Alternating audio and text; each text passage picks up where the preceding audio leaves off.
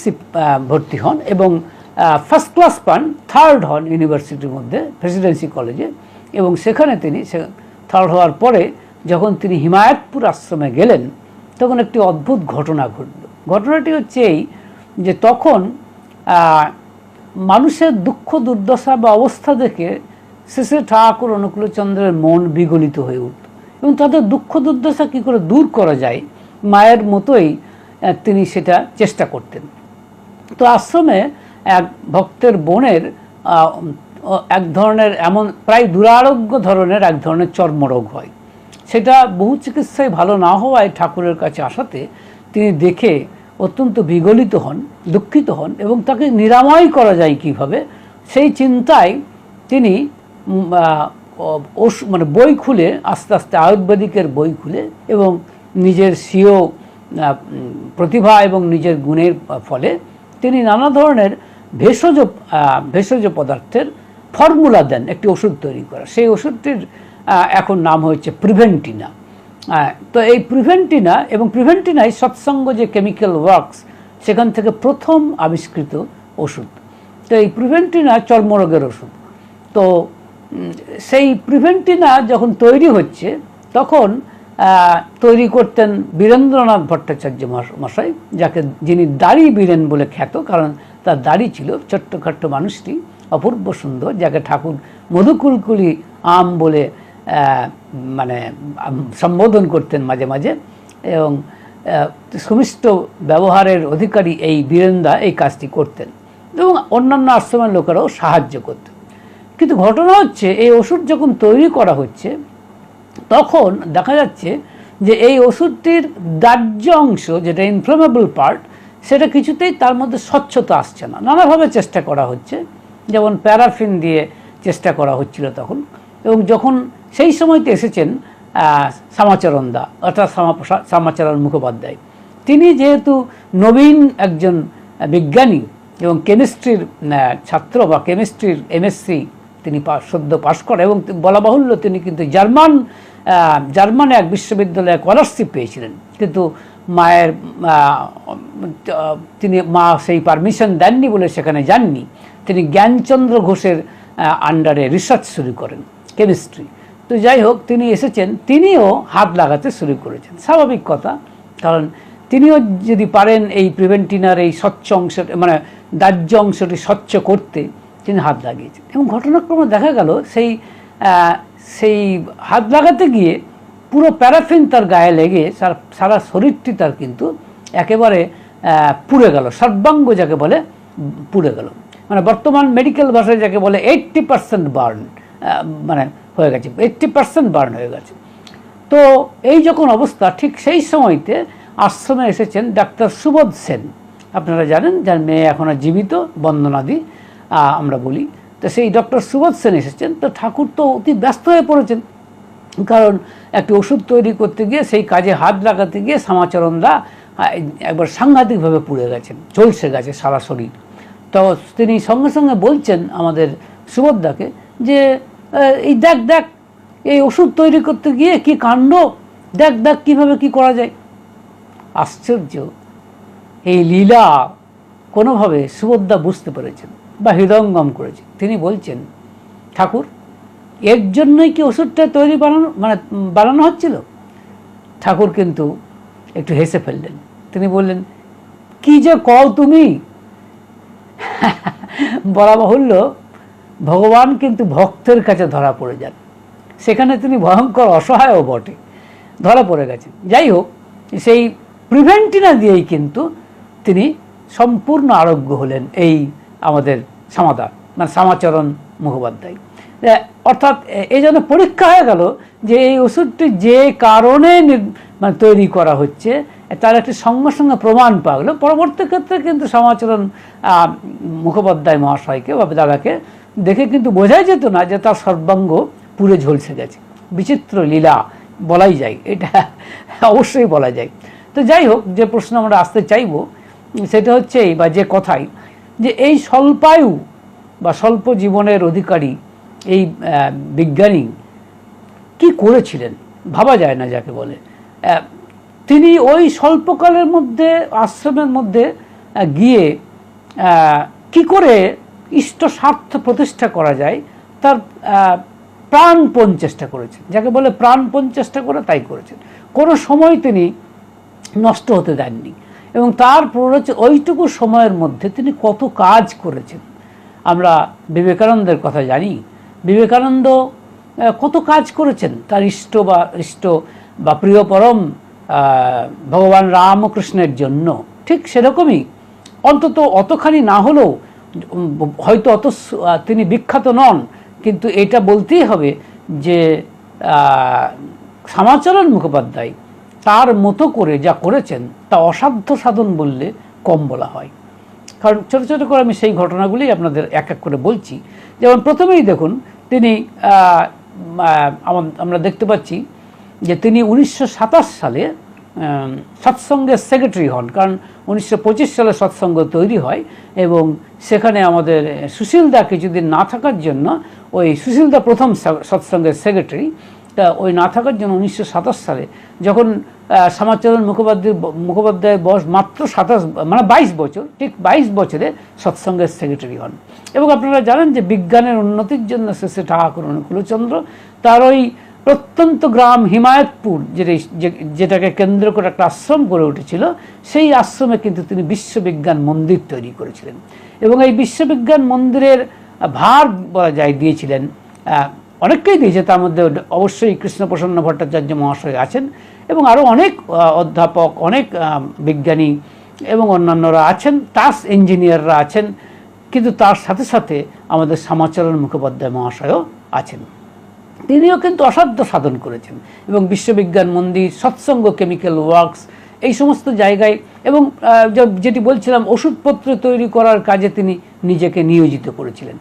এবং ঠাকুরই প্রথম বললেন যে বিভিন্ন গাছগাছড়ার অ্যালকলয়েডগুলো এক্সট্রাক্ট করার জন্য কিভাবে অ্যাক্টিভ অ্যালকোহলকে ব্যবহার করা যায়, এবং সেইটা কিন্তু হোমিওপ্যাথিক মেডিসিনে আজও করা হয়। অ্যাক্টিভ অ্যালকোহলের মাধ্যমেই এক্সট্রাকশন করা হয়, যেগুলোকে বলা হয় মাদার টিংচার। যাই হোক, তো সেই পদ্ধতি ঠাকুর কিন্তু তাদেরকে শিখিয়েছিলেন এবং সেই থেকে বিভিন্ন গাছগাছড়ার অ্যালকোহলয়েডগুলো তারা ওই অ্যাক্টিভ অ্যালকোহলের এটা তৈরি করতে, এবং সেই কাজে কিন্তু শ্যামাচরণ মুখোপাধ্যায় মহাশয়ও অত্যন্ত সক্রিয়ভাবে যুক্ত ছিলেন। কিন্তু এছাড়াও নানাভাবে তিনি যুক্ত ছিলেন। সেই কথাগুলি আছে এবং কী অসাধ্য সাধন করেছেন আমরা সেই আলোচনায় মেনলি করবো আর কি। যে এবং কেন, কারণ তখন আশ্রমে কিন্তু অত্যন্ত অর্থাভাব, সেই অর্থের কি করে মানে পূরণ করা যায় সেই চিন্তা করে বিভিন্ন কাজকর্ম কিন্তু নেওয়া হতো, হাতে নেওয়া হতো। তো সেইগুলোর কাজে কিন্তু শ্যামাচরণ মুখোপাধ্যায় হাত দিয়েছিলেন এবং সক্রিয়ভাবে সহায়তা করেছিলেন এবং মানে অংশগ্রহণ করেছিলেন এবং সাকসেসফুল হয়েছিলেন। সেইগুলোই এক এক করে আমরা আলোচনা করি। সৎসঙ্গের তখন অর্থের অত্যন্ত অভাব, অর্থ প্রয়োজন, পয়সা প্রয়োজন, কারণ পয়সা ছাড়া, টাকা পয়সা ছাড়া তো কাজ করা যাবে না। তা কী করে অর্থ বাড়ানো যায় এই চিন্তা আরম্ভ করেছেন অনেকেই, তার মধ্যে শ্যামাচরণ মুখোপাধ্যায় তিনিও কিন্তু অত্যন্ত সক্রিয়ভাবে চিন্তাভাবনা শুরু করেছেন। যেরকম প্রথম ঘটনা হচ্ছে যে ডিপ টিউবওয়েল খনন। তখন বেঙ্গল গভর্নমেন্ট ঠিক করেছিল যে গ্রামাঞ্চলে ডিপ টিউবওয়েল খনন করা হবে উন্নতির জন্য। তা বেঙ্গল গভর্নমেন্টে টেন্ডার ডাকলো সেই জন্য। তা ওখানে আশ্রমে রাধারমন জোয়ারদার বলে একজন ছিলেন, তিনি কিন্তু এই টেন্ডার নেওয়ার জন্য উঠে পড়ে লাগলেন, কারণ এই টেন্ডার নিয়ে কাজ করতে পারলে কিছু অর্থ সমাগম হবে। এবং কিন্তু তখন ডিপ টিউবওয়েল তৈরি করতে গেলে 150 থেকে 300 ফুট মাটির নিচ পর্যন্ত কাটতে হতো, কিন্তু রাধারমন দা বললেন যে 150 ফুট কেটেই আমরা কাজ করতে পারব। এবং অন্যরা যেখানে 300 ফুটের কোটেশন দিচ্ছে টেন্ডারে, কিন্তু রাধারমন দা 150 ফুটের দিলেন। কিন্তু শ্যামাচরণ দা জিজ্ঞাসা করলেন এই 150 ফুটে কি ডিপ টিউবওয়েল সঠিক করা যাবে? দৃঢ় স্বরে রাধারমন দা বললেন হ্যাঁ নিশ্চয়ই করা যাবে। এবং শ্যামাচরণ দাও বুদ্ধি খাটাতে শুরু করলেন এবং টেন্ডার পাওয়া গেল। কিন্তু কি শর্তে পাওয়া গেল? যে তারা বললেন যে প্রথমে আপনাদের 5টা গ্রামে 5টা ডিপ টিউবওয়েল খনন করতে হবে এবং সেগুলো যদি ঠিক ফাংশন করে তাহলে আমরা আপনাদেরকে পুরো টেন্ডার দেবো, আর যদি ঠিক ফাংশন না করে তাহলে ওই ডিপ টিউবওয়েলের জন্য যা টাকা পয়সা খরচ হচ্ছে সেগুলো আপনাদের দ্বারাই মেটাতে হবে, অর্থাৎ লোকসানটা আপনাদের সইতে হবে। তাইতেই রাজি হলেন তারা, কারণ সৎসঙ্গের ইতিহাসে বা সৎসঙ্গের অভিধানে বলবো, সৎসঙ্গের অভিধানে ইম্পসিবল না কথাটা তারা কিছুতেই মানত না, এবং কোনো কিছুতেই তারা মানে দমে যাওয়ার পাত্র ছিলেন না। অবশ্যই তাদের কেন্দ্রবিন্দুতে রয়েছেন শ্রী ঠাকুর অনুকূলচন্দ্র, এবং তারা মনে করতেন যে কোনো কিছুকেই তারা মানে বাধা বলে মনে করতেন না। তারা মনে করতেন কিম কুর্বন্তি সর্বে গ্রহা যস্য কেন্দ্রে বৃহস্পতি, মানে যার কেন্দ্রে রয়েছেন বৃহস্পতি, অন্যান্য গ্রহ তারা কি করতে পারবে? কোনো কিছুই করতে পারবে না। এটা তারা গভীরভাবে বিশ্বাস করতেন, এবং সেই অনুযায়ী তারা কাজও করতেন, কারণ বিশ্বাস অনুযায়ী তো কর্ম হয়, কর্ম বিশ্বাসেরই অনুসরণ করে। তো সেই কাজে তারা লেগে পড়লেন, এবং 5টি গ্রামে তারা করলেন ওই ডিপ টিউবওয়েল খনন করলেন, এবং সেগুলো সঠিকভাবে কাজ করতে আরম্ভ করলো। অবশ্যই কোনো সন্দেহ নেই, সব কিছুতেই কিন্তু ইন্সপিরেশন বা অনুপ্রেরণা হিসেবে ওই রয়েছেন শ্রী ঠাকুর অনুকূলচন্দ্র। সুবিধা হলে তারা সমস্যার কথা অবশ্যই বলতেন শ্রী ঠাকুর অনুকূলচন্দ্রকে। তিনি সমস্যার সমাধান দিতেন কোনো অলৌকিক পদ্ধতিতে নয়, লৌকিক পদ্ধতিতেই, শুধুমাত্র ক্লু হয়তো দিতেন। সেই ক্লুগুলো নিয়ে সেই ক্লুগুলোকে বাস্তবায়িত করতেন এই শ্যামাচরণ মুখোপাধ্যায় বা আরও অনেকেই রয়েছিলেন, তাদের মাধ্যমে এগুলি সম্পন্ন করা হতো। তো ডিপ টিউবওয়েল করা হলো, এবং সেই ডিপ টিউবওয়েলের মাধ্যমে বেশ কিছু টাকা সৎসঙ্গে এলো। কিন্তু তখন সৎসঙ্গ সবে গড়ে উঠছে। হিমায়তপুর গ্রামকে কেন্দ্র করে কত মানুষ এসেছেন সামাজিকভাবে এবং অর্থনৈতিকভাবে, সামাজিকভাবে যারা অত্যন্ত গুণসম্পন্ন মানুষ, মেধাবী মানুষ, সেই সমস্ত ভক্তরা এসেছেন, আরও কত মানুষ এসেছেন। স্বাভাবিকভাবেই আশ্রম মানে গড়ে তোলা, বড় আশ্রম হয়ে তোলার একটা পরিকল্পনা চলছে, প্রচুর অর্থের প্রয়োজন। তাই নেক্সট স্যানিটারি ল্যাট্রিনের টেন্ডার আবার গ্রহণ করলো সৎসঙ্গ। সেখানেও ছিলেন সক্রিয় ভূমিকায় এই শ্যামাচরণ মুখোপাধ্যায় মহাশয়, এবং এই স্যানিটারি ল্যাট্রিন কিন্তু করা হলো, এবং সেগুলোও কিন্তু সাফল্যের সাথেই কিন্তু সেটা তারা করতে পেরেছিলেন। কারণ আবার বলছি, সৎসঙ্গে ইম্পসিবল কথাটা তাদের ডিকশনারিতে ছিল না। এবার আরেকটি ঘটনা হচ্ছে, সেই সময়তে যে পদ্মার উপর যে ব্রিজ আমরা যেটা বলি সারা ব্রিজ, যেটা এখন ভার্চুয়ালি হয়ে গেছে, সেই সারা ব্রিজের তখন ইংরেজ শাসন, এই ইংরেজরা তখন এই সারা ব্রিজের উপরে রেল লাইন পাততে চাইল। কারণ সারা ব্রিজে এই রেল লাইনের মাধ্যমে তারা একেবারে মানে উত্তরবঙ্গের সঙ্গে সমস্ত কানেকশন করতে চাইল দক্ষিণবঙ্গের। তো এই সারা ব্রিজ তৈরি করার জন্য, রেল লাইন তৈরি করার জন্য প্রচুর কাঠের তক্তা বা যেটাকে বলে স্লিপার দরকার থাকতাম। তার টেন্ডার সৎসঙ্গ গ্রহণ করার চেষ্টা করলো। কেন? এটা টেন্ডারটা গ্রহণ করা অত্যন্ত কঠিন কাজ ছিল, কিন্তু তখন রেলের যিনি ইঞ্জিনিয়ার ছিলেন, চিফ ইঞ্জিনিয়ার, তার নাম হচ্ছে অমলেশ চট্টোপাধ্যায়। তিনি ছিলেন এই শ্যামাচরণ মুখোপাধ্যায় মহাশয়ের শ্যালক।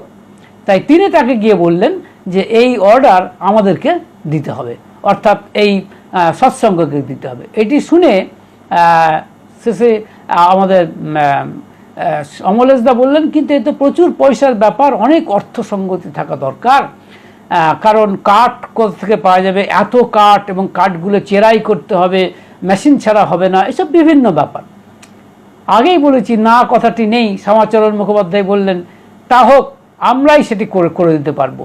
এবং শ্যামাচরণ মুখোপাধ্যায় সামান্যতম না দমে তিনি তরাই অঞ্চল থেকে বড় বড় কাঠ মানে গাছের গুঁড়ি নিয়ে আসা করালেন, এবং গঙ্গা পদ্মার মধ্য দিয়ে, নদীর মধ্যে দিয়ে ভেসে এলো, এবং সেখান থেকে হিমায়তপুর পৌঁছাবে। তো সেই ঈশ্বরদী স্টেশন থেকে যে আসবে, মানে কী করে আসবে, কারণ হিমায়তপুর পৌঁছালো বটে এই কাঠগুলি, কোনো সন্দেহ নেই, কিন্তু সেই কাঠগুলিকে চেরাই করার কাজ বা কাটার কাজ যন্ত্রচালিত বা ইঞ্জিন চালিত মেশিন মানে করার ছাড়া সাধারণভাবে সম্ভব নয়, কারণ কম সময়ের মধ্যে এত তৈরি করতে হবে।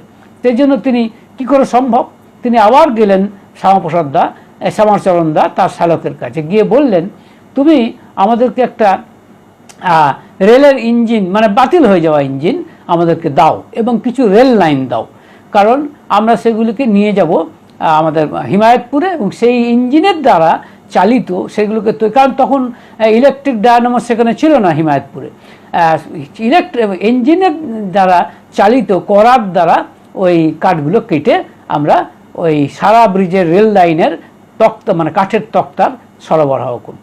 এবং তিনি মানে অমলেশ চট্টোপাধ্যায় মহাশয় তিনি বাতিল হয়ে যাওয়া একটা ইঞ্জিনকে দিয়েছিলেন এবং কিছু বাতিল হয়ে যাওয়া রেল লাইনকেও কিছু দিয়েছিলেন এবং সেগুলো যথাসময়ে ঈশ্বরদী স্টেশনে এসে পৌঁছালো। কিন্তু ঈশ্বরদী স্টেশনে এসে পৌঁছলেও সেখান থেকে হিমায়তপুর আসা একটা বিরাট ব্যাপার, কারণ প্রায় 21 কিলোমিটার রাস্তা। স্বাভাবিকভাবে সেটি কী করে সম্ভব? তারা করলেন কি, আবার বলছি মানে প্রায় অসম্ভবকে তারা সম্ভব করলেন। কারণ তারা ওইখান থেকে ঈশ্বরদী স্টেশন থেকে ওই যে রেল লাইনগুলি পাওয়া গিয়েছিল সেই রেল লাইনগুলো পাতার কাজ করলেন এবং সেই পাতা পেতে তার উপর দিয়ে ইঞ্জিনকে মানে চালাতে শুরু করলেন, ইঞ্জিনকে ঠেলতে শুরু করেছেন এবং এইভাবে কিছুটা যায়। তারপরে আবার পূর্বের রেল লাইনগুলো তুলে আবার পাতা হয়, আবার ইঞ্জিনটা গড়িয়ে আনা হয়। সে এক বিচিত্র দৃশ্য। সেই দৃশ্যের মধ্যে আমরা লক্ষ্য করে দেখছি কত খ্যাতনামা জ্ঞানী গুণী মানুষ যারা শ্রী ঠাকুর অনুকূলচন্দ্রের ভক্ত রূপে নিজের জীবনকে সার্থক বলে মনে করছেন, তারা রয়েছেন মেধাবী মানুষ। তার সঙ্গে রয়েছেন এই শ্যামাচরণ মুখোপাধ্যায় মহাশয়ের মতো বড় বড় বিজ্ঞানীরা, ইঞ্জিনিয়াররা এবং আরও অনেকেই। এবং সর্বোপরি ওই ইঞ্জিন ঠেলছেন স্বয়ং শ্রী ঠাকুর অনুকূলচন্দ্র। কি বিচিত্র দৃশ্য! কারণ আবার বলছি, শ্রী ঠাকুর অনুকূলচন্দ্র অলৌকিক কিছু করেননি, সব কিছু করেছেন লৌকিকভাবেই এবং মানুষের দ্বারাই তাকে সম্ভব করেছেন যেমনভাবে সম্ভব করা উচিত। অর্থাৎ তিনি কিন্তু মানে ধর্মের সাথে আধ্যাত্মিকতার এক অপূর্ব মেলবন্ধন তৈরি করেছেন। তিনি আধ্যাত্মিক জীবনকে বা আধ্যাত্মিক বিষয়কে কখনোই মানে অলৌকিকতার সঙ্গে মিশিয়ে দেননি। কোনো আধ্যাত্মিক মহাপুরুষই বা আধ্যাত্মিক অবতার পুরুষ যদি এটা করে থাকেন তাহলে বুঝতে হবে তিনি নকল, তিনি কখনোই সাচ্চা নন। কারণ তিনি মানুষে আসেন, নররূপী নারায়ণ তিনি, এবং মানুষের দ্বারাই সেই কাজটা করান সম্পূর্ণ বিজ্ঞানসম্মত পদ্ধতিতেই। যে জিনিস যার মধ্যে কোনো বিজ্ঞান নেই তা কিন্তু আর যাই হোক না কেন তা কখনোই কিন্তু বুঝতেই হবে যে তা কখনোই কিন্তু সেটা ধর্ম নয়। যদি অলৌকিকতা মিশ্রণ হয়ে যায়, অবৈজ্ঞানিক উপায়ে একটা বিচিত্র ব্যাখ্যাহীন উপায়ে যদি কিছু ঘটে যায় তাহলে সেটা হয় মানে সেটা অধর্মের চেয়ে কিছু কম নয়। তো যাই হোক, সেই বিচিত্র দৃশ্য মানুষ দেখেছে যে সেই ইঞ্জিনকে ঠেলে আনা হয়েছে এবং আনা হলো পাবনা হিমায়তপুরে।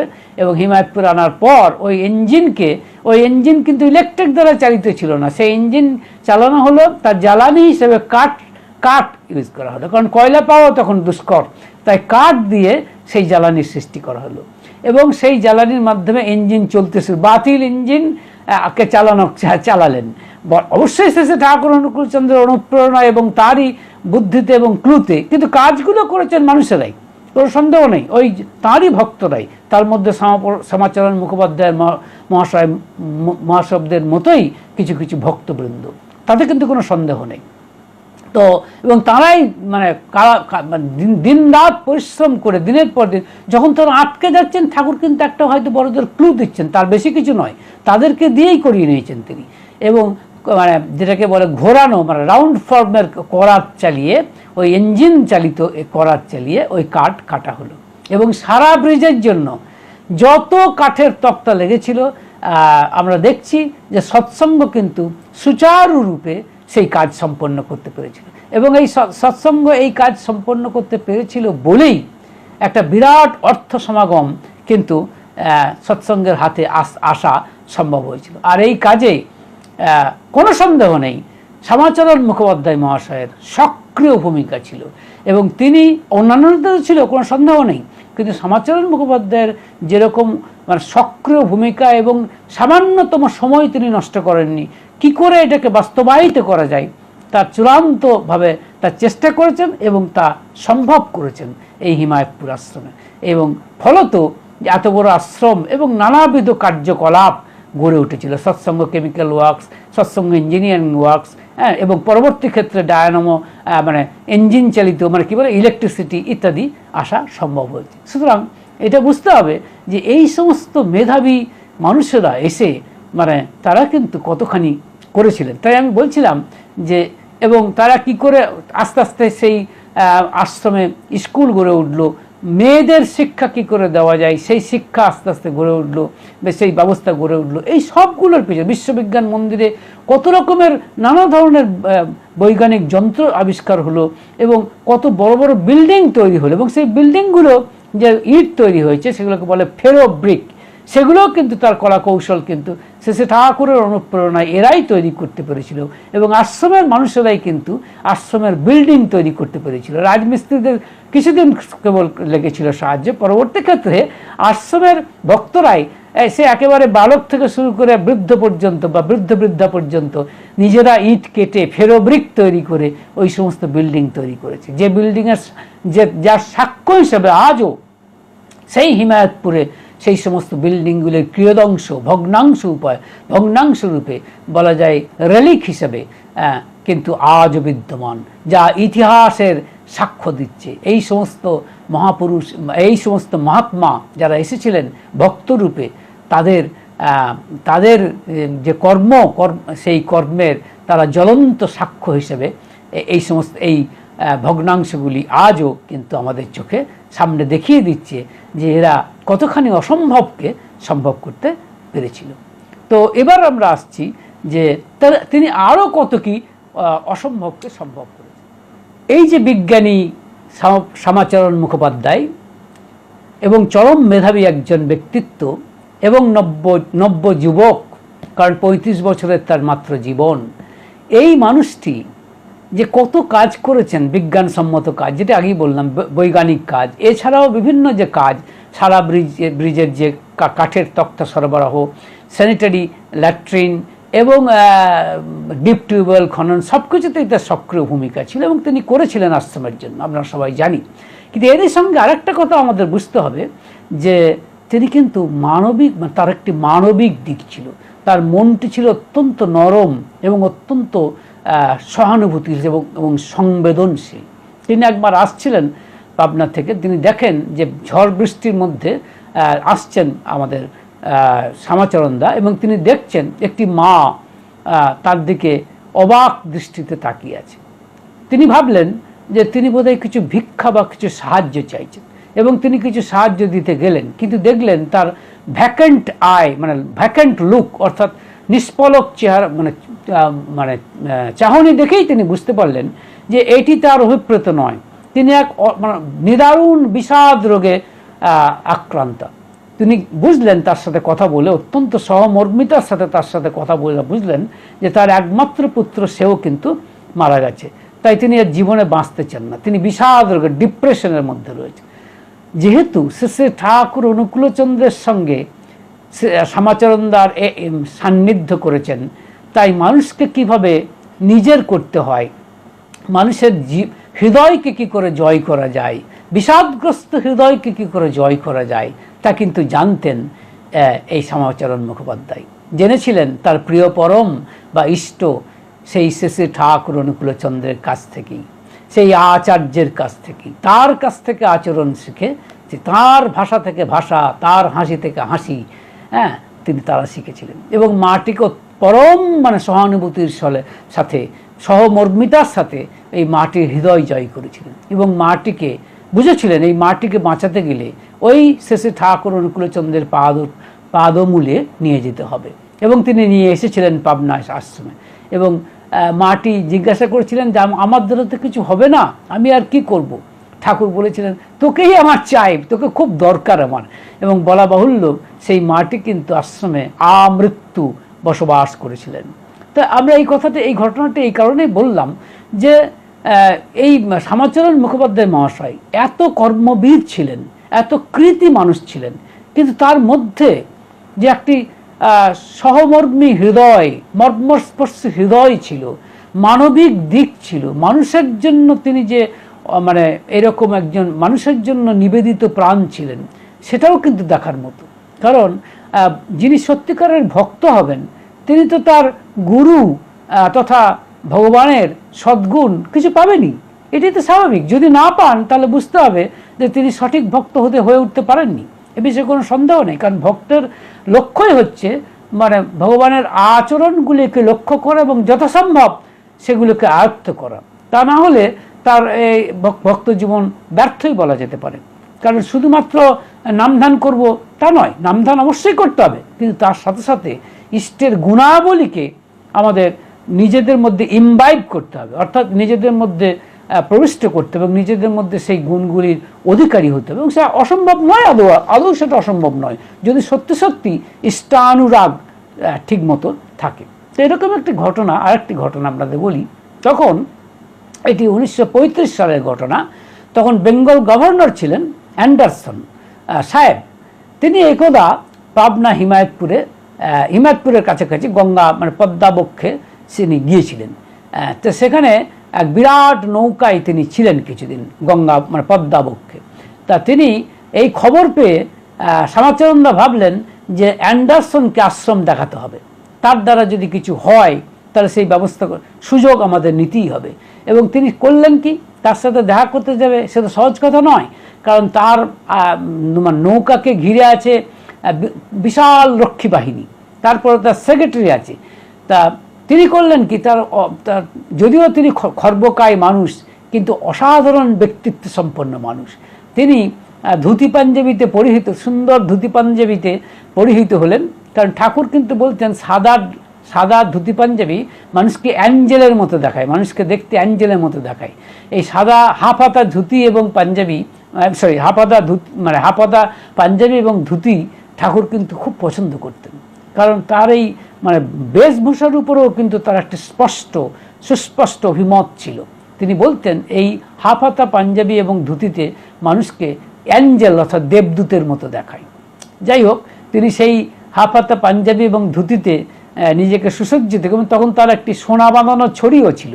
সেই ছড়িটি নিয়ে তিনি দেখা করতে যাচ্ছেন, কিন্তু প্রথমেই আটকালো রক্ষীরা বললেন যে না, তো দেখা করা যাবে না। কিন্তু তার ব্যক্তিত্বপূর্ণ কথাবার্তায় রক্ষীরা কিন্তু রাস্তা ছেড়ে দিল।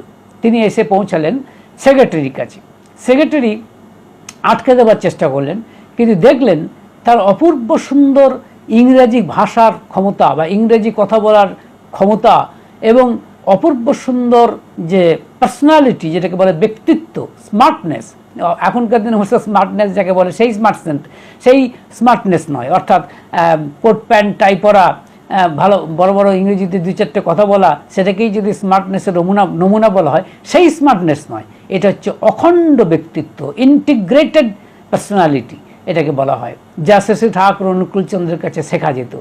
তা সেইটি তিনি শিখেছিলেন এবং অপূর্ব এবং সুন্দরভাবে তিনি এরকম একটি সুসজ্জিত এবং সুন্দর ভাষার জ্ঞান এবং এরকম সুমধুর ব্যবহারের একটি মানুষকে দেখে সেক্রেটারি পর্যন্ত এই অ্যান্ডারসনের কাছে নিয়ে গেলেন।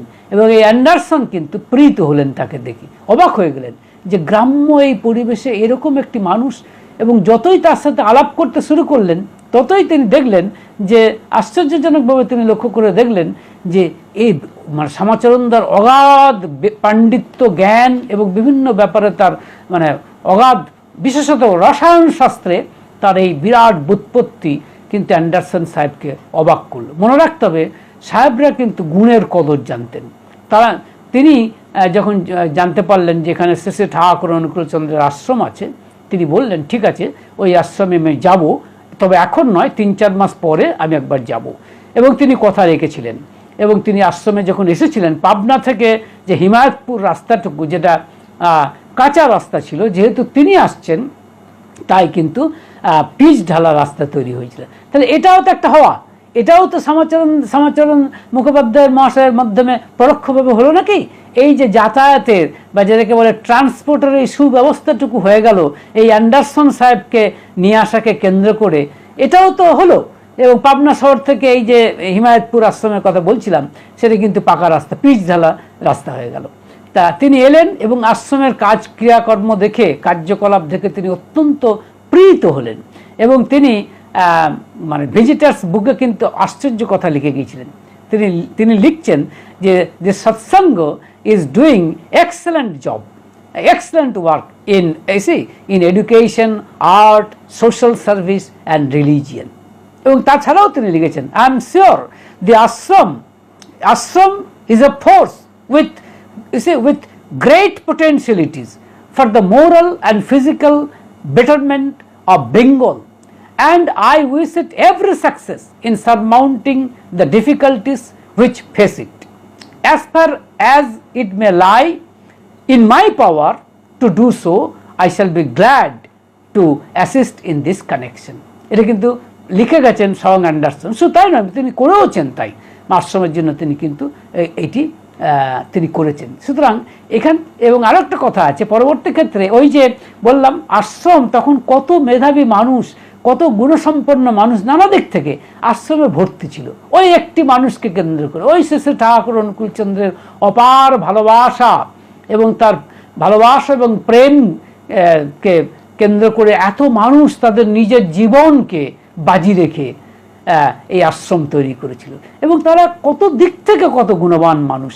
তো এই যে বলছিলাম, সেই আশ্রমে কিন্তু তৈলচিত্র অঙ্কন করতে পারত এমন মানুষও ছিল। এবং শ্রী ঠাকুর অনুকূলচন্দ্র সেই আশ্রমে কলা কেন্দ্র তৈরি করেছিলেন, সৎসঙ্গ কলা কেন্দ্র। এবং সেই সৎসঙ্গ কলা কেন্দ্রে অয়েল পেন্টিং থেকে শুরু করে বিভিন্ন এনলার্জমেন্ট থেকে শুরু করে নানা ধরনের প্রিন্টিং, এমনকি মৃৎশিল্প, নানা ধরনের শিল্প কিন্তু সেখানে হতো। এটা কিন্তু আমরা দেখতে পাচ্ছি এবং শ্রী ঠাকুর অনুকূলচন্দ্র এটা করেছিলেন, এটা আমরা দেখতে পাচ্ছি। তো যাই হোক, সেই ছবি কিন্তু অ্যান্ডারসনের একটা অপূর্ব সুন্দর তৈলচিত্র, সেখানকার কলা কেন্দ্রে যারা কুশলী মানে কলা জানেন আর কি, অর্থাৎ আঁকতে জানেন, সেরকম একটি তৈলচিত্র অঙ্কন করে। এবং সেই তৈলচিত্রটি শ্যামাচরণ দা তার মাস্তুত ভাই এবং যাকে বলে হরেনাম চক্রবর্তী এবং আরও একজনকে নিয়ে সেই তৈলচিত্রটি কিন্তু তখন কলকাতার রাজভবনে মানে পৌঁছাতে যান। তখন রাজভবনের যে ঘরে অ্যান্ডারসন বসতেন আর কি, সে ঘরে তখন প্রচুর দর্শনার্থী। কিন্তু সমস্ত দর্শনার্থী তিনি যখন ভিজিটিং কার্ড দিলেন, দেখা গেল সঙ্গে সঙ্গে ডাকা হলো শ্যামাচরণ মুখোপাধ্যায় মহাশয়কে। এবং তিনি যখন কথা ছিল মাত্র 10 মিনিটের অ্যাপয়েন্টমেন্ট, কিন্তু গড়িয়ে গেল 30 মিনিটে, অর্থাৎ 3 গুণ বেশি। এবং তারা অন্যান্য ভিজিটার্সরা দেখে অবাক হয়ে গেলেন যে কি অসাধারণ ক্ষমতা এদের ক্ষমতা। সুতরাং এই অ্যান্ডারসন মশাই অত্যন্ত প্রীত হয়েছিলেন। এবং কেন এটা সম্ভব হয়েছিল? কারণ এই যে 10 মিনিটটা 30 মিনিটে কনভার্ট করতে পারলেন, এর কারণ হচ্ছে মানে শ্রী ঠাকুরকে কেন্দ্র করে তাদের যে জীবন চলনা ছিল, সেটি এত সুসংহত জীবন চলনা যে তাদের অতি সহজে একটু সহজাত সুন্দর ব্যক্তিত্ব গড়ে উঠত। ফলত তারা অন্যের সাথে মধুর মিষ্টালাপ করে অন্যের সাথে ভাব জমিয়ে ফেলতে পারতেন। এই ক্ষমতা কিন্তু তাদের এবং সেই তাদের এই সহজাত ক্ষমতা দেখে অন্যান্যরা মুগ্ধ হয়ে যেত। এবং সেই একই কারণে অ্যান্ডারসনে কিন্তু অত্যন্ত মুগ্ধ হয়েছিলেন। এবং তার মূল কারিগর কিন্তু ছিলেন এই শ্যামাচরণ মুখোপাধ্যায় মহাশয়। আর একজন সাহেবকে কিভাবে প্রীত করেছিলেন এই শ্যামাচরণ মুখোপাধ্যায় মহাশয়, সেটাও কিন্তু আমাদের জানা দরকার। কারণ সৎসঙ্গ হিসেবে এটা আমাদের গর্বের বিষয়। বলাই বাহুল্য, শূন্য থেকে শুরু করেছিলেন শ্রী ঠাকুর অনুকূলচন্দ্র এই হিমায়তপুর আশ্রমকে। স্বাভাবিকভাবেই সর্বস্তরের সমাজের সর্বস্তরের মানুষকে নিয়েই তিনি এই কাজ শুরু করেছিলেন। এবং এই আশ্রমের মধ্যে নানাবিধ যাকে বলে বিজ্ঞানের সাথে আধ্যাত্মিকতাকে তিনি মিশিয়ে দিয়েছিলেন। স্বাভাবিকভাবে কত কর্মকাণ্ড তিনি করেছিলেন। অত্যন্ত স্বাভাবিকভাবেই তার শত্রুর অভাব ছিল না। কিছু শত্রু মনোভাবাপন্ন মানুষ তার প্রতি অত্যন্ত রেগে গিয়ে বা নানা ধরনের কুৎসা এবং অপপ্রচার চালাতে শুরু করে। এবং তারা বলে এই আশ্রমে নানা ধরনের অসামাজিক কাজকর্ম চলে এবং বিশেষ করে মেয়েদের নিয়ে যথেচ্ছাচার ঘটে ইত্যাদি নানা ধরনের কথা। এবং এই কথা বা এই কুৎসা বা অপলাপ কিন্তু একেবারে সরকারের শীর্ষ স্তর পর্যন্ত গিয়ে পৌঁছায়। তখন রাজশাহী ডিভিশনের কমিশনার ছিলেন F.W. রবার্টসন। সময়টা ছিল 1936 সাল। তখন তিনি, আর পাবনাটা ছিল রাজশাহী ডিভিশনের আন্ডারে। তিনি স্বয়ং এই কথা সত্য কিনা, এই আশ্রম সম্পর্কে যে অপপ্রচার চলছে, যে কুৎসা চলছে, সেটাকে তিনি সরজমিনে মানে তদন্ত করতে আসেন। এবং কোনো রকম ইনফরমেশন ছাড়াই তিনি কিন্তু এই আশ্রমে এসেছিলেন। এবং তিনি যখন এলেন তখন এগিয়ে এলেন অনেকেই, তার মধ্যে ছিলেন শ্যামাচরণ মুখোপাধ্যায় মহাশয়। এবং তিনি দেখছেন এই রবার্টসন মশাই, তিনি ছিলেন অত্যন্ত দোদণ্ড প্রতাপ ICS অফিসার এবং আগেই বলেছি তিনি রাজশাহী ডিভিশনের কমিশনার। তিনি দেখছেন যে এখানে কুড়ে ঘরে টিমটিমে আলোয় পড়াশোনা করছে মেয়েরা সব পড়াশোনা করছে। কি পড়াশোনা করছে? না ক্যালকুলাস করছে। এবং তারা দেখছেন যে এছাড়াও মেয়েদের সেলাইয়ের কাজ হচ্ছে, তারা কত রকমের নার্সিং ট্রেনিং পাচ্ছে, কত রকমের ট্রেনিংয়ের সাথে যুক্ত রয়েছে, ওষুধ তৈরির সঙ্গে যুক্ত রয়েছে, এছাড়া আরও অনেক কিছু সেখানে ঘটছে। এবং তার মধ্যে তিনি দেখতে পেলেন যে সেখানে নানা ধরনের বিশ্ববিজ্ঞান মন্দিরে নানা ধরনের কাজকর্ম চলছে। এবং তিনি এছাড়াও যখন শ্যামাপ্রসাদ মুখোপাধ্যায়ের সঙ্গে আলাপ করলেন, তিনি যখন ঘুরিয়ে ঘুরিয়ে দেখাচ্ছেন, তখন তিনি বুঝতে পারলেন সর্বনাশ, এ কি, এ তো স্বপ্নপুরী নাকি। এবং তিনি বলেই ফেলছেন, তিনি যা আশা করেছিলেন যা তিনি দেখবেন তা তো নয়, এ তো একবার সম্পূর্ণ একবার মানে মুগ্ধ হয়ে গেছেন। তিনি মুগ্ধ হয়ে গিয়ে বলছেন যে এটি কি স্বপ্নপুরী নাকি, এখানে যে পড়াশোনা হচ্ছে, এখানে যে অধ্যয়ন হচ্ছে, তার সঙ্গে অক্সফোর্ডের একটা বিশাল মিল আছে। এই কথা বলছেন F.W. রবার্টসন, এই কথা বলছেন কিন্তু।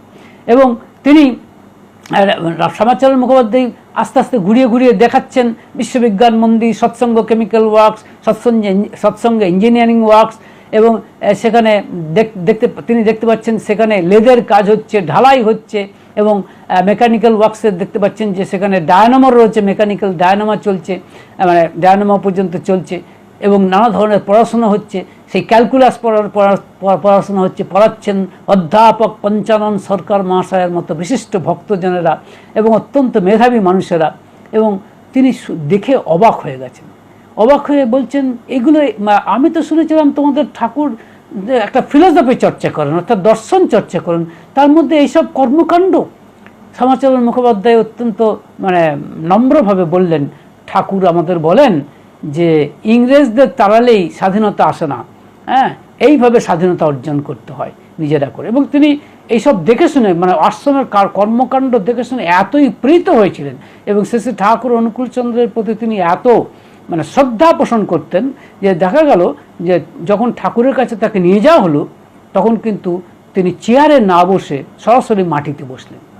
যে দোদণ্ড প্রতাপ এই ইংরেজ কমিশনারের সামনে কত মানুষ ভয় পেয়ে যায়, ভাবাই যায় না, যাকে তিনি কিনা মাটিতে বসতে চাইছেন। অনেক বুঝিয়ে চুজিয়ে তাকে চেয়ারে বসানো হলো এবং তিনি ঠাকুরের কথা শুনলেন, শোনার পর অত্যন্ত প্রীত হলেন। এবং স্বাভাবিকভাবেই তিনিও কিন্তু আশ্রমের যে ভিজিটার্স বুক, সেখানে কিন্তু অপূর্ব কমেন্ট করে গেছেন। সেই কমেন্টটা আমাদের সৎসঙ্গ হিসেবে আমাদের কাছে গর্বের বিষয় এবং আমাদের প্রত্যেকেরই শোনা দরকার। তিনি বলছেন, the ashram will prove a real force in the province for combating unemployment and improving the condition of the people both materially and morally. I shall be glad to give the ashram all the help in my hand by in my power. এই কথা তিনি লিখেছিলেন এবং তিনি করেছিলেন। কিভাবে করেছিলেন না, পরবর্তী ক্ষেত্রে তিনি দেখতে পেলাম যে তিনি কিন্তু রাইটার্সের চিফ সেক্রেটারি হয়েছিলেন। এবং তখন ঠাকুর অনুকূলচন্দ্র দেখছেন যে এই বাংলা ভাগ হওয়ার সম্ভাবনা, মানে ভারতবর্ষ ভাগ হওয়ার সম্ভাবনা, সেই ভারতবর্ষ বিশেষ করে বাংলা যাতে কোনোভাবেই ভাগ না হয়, তাই তিনি একটি অদ্ভুত পরিকল্পনা দিয়েছিলেন। সেই পরিকল্পনাটি হচ্ছে এই যে যেখানে হিন্দু প্রধান জায়গা,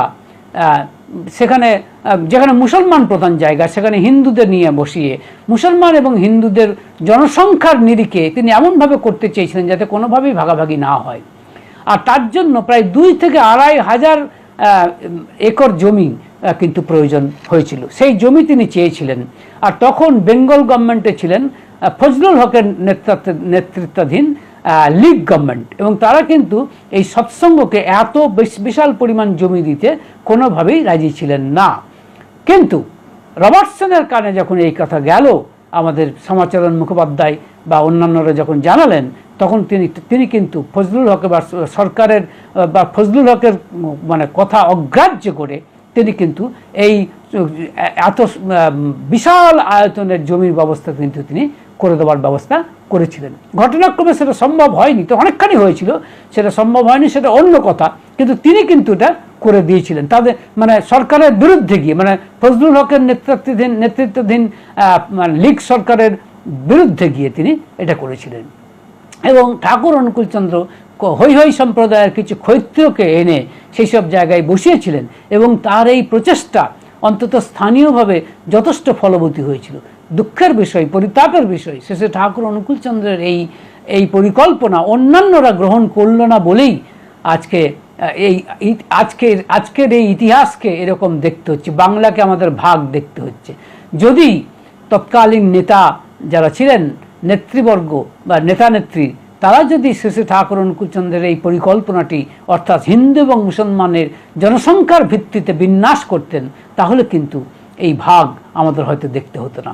তো সুতরাং আমরা লক্ষ্য করে দেখছি যে এক্ষেত্রেও কিন্তু তিনি কিন্তু এই অঘটন ঘটালেন এই শ্যামাচরণ মুখোপাধ্যায় মহাশয়, যে F.W. রবার্টসন এত বড় সাহেব, যিনি এসেছিলেন যার মানে শেষে ঠাকুর অনুকূলচন্দ্রের বিরুদ্ধে চালন করার জন্য, কুৎসা এবং অপপ্রচার চালানোর জন্য মানে যাকে বলা হয়েছিল, কনভিন্স করা হয়েছিল, তিনি কিন্তু কোনো রকম নোটিশ না দিয়েই আশ্রমে এসেছিলেন।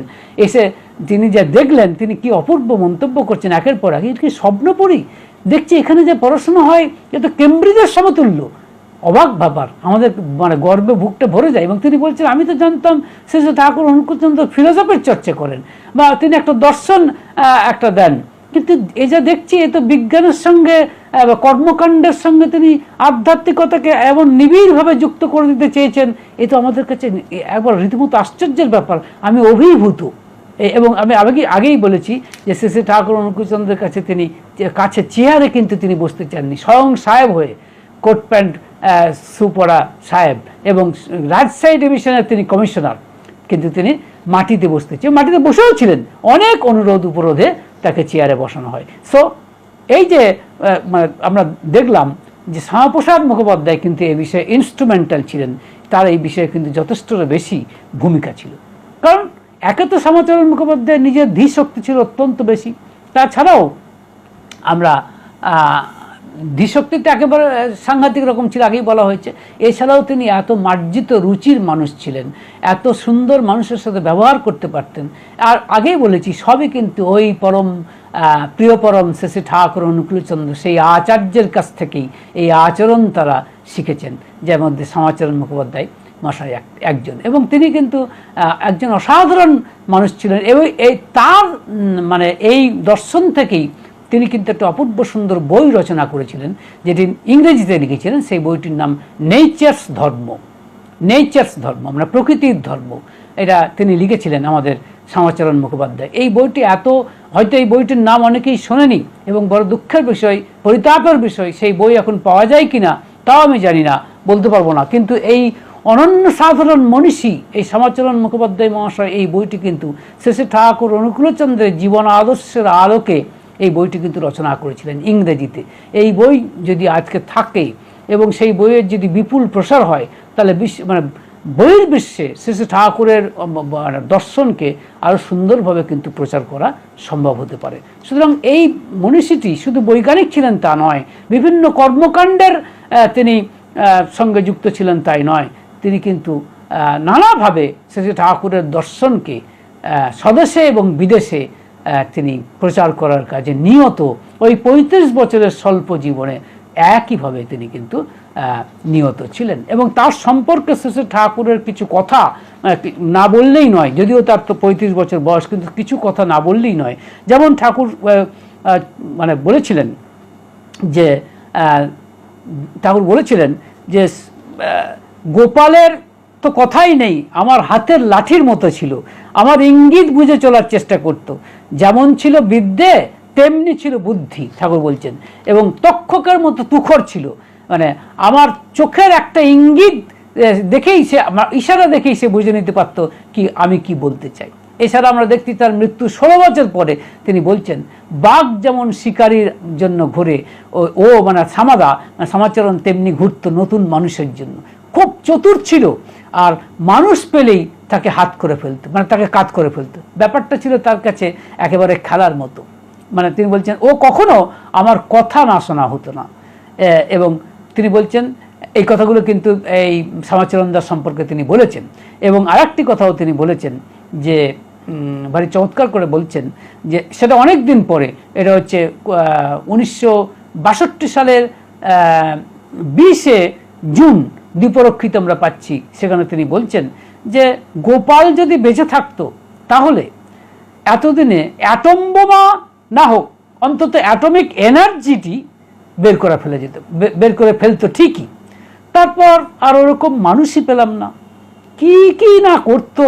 বেলা 12টা 1টার সময় দেখতাম ছাতা মাথায় দিয়ে মাঠে রোদের মধ্যে বসে থাকতো, কি সব দেখতো, ওখানে বসে আবার অঙ্কও কষত, ঠাকুর বলছেন। সুতরাং এখানে আমরা দেখতে পাচ্ছি ঠাকুর তার সম্পর্কে কতখানি অ্যাপ্রিসিয়েশন করছেন, তাকে কতখানি অ্যাপ্রিসিয়েট করছেন। তো যাই হোক, এই 35 বছরের জীবন, তাতে কোনো সন্দেহ নেই, কিন্তু তার যে নিবিড় ইষ্টানুরাগ, তার যে দীপ্ত কর্মপ্রেরণা এবং তার যে কর্মজীবন এবং তিনি যা করেছেন তার যে উজ্জ্বল মনীষা, তা কিন্তু নিঃসন্দেহে প্রজন্ম থেকে প্রজন্মান্তরে চালিত হতে থাকবে এবং আমাদের বুঝিয়ে দেবে যে আয়ু আর পরমায়ু দুটো এক কথা নয়, এবং শুধু কথার মারপ্যাচ নয়। যেটি প্রয়োজন সেটি হচ্ছে পরমায়ুর। নিশ্চয়ই আয়ুর প্রয়োজন, কোনো সন্দেহ নেই, এবং ঠাকুর জীবনকে সব থেকে বেশি প্রাধান্য দিতেন, তাতে কোনো সন্দেহ নেই। কারণ আমার জীবনে যদি আয়ু না থাকে তাহলে আমি কাজ করব কি করে। কিন্তু তার সাথে সাথে এটাও সত্য, যতদিন আমি বেঁচে আছি, যতদিন আমার আয়ু আছে, এই আয়ুটিকে কি করে সঠিকভাবে সদ্ব্যবহার করতে হয় এবং প্রিয় পরমের কাজে, ইষ্টের কাজে ব্যবহার করতে হয়, সেটাই হচ্ছে পরমায়ু। সেই পরমায়ুটি কিন্তু আমাদের শ্যামাচরণ মুখোপাধ্যায় মহাশয়ের ছিল।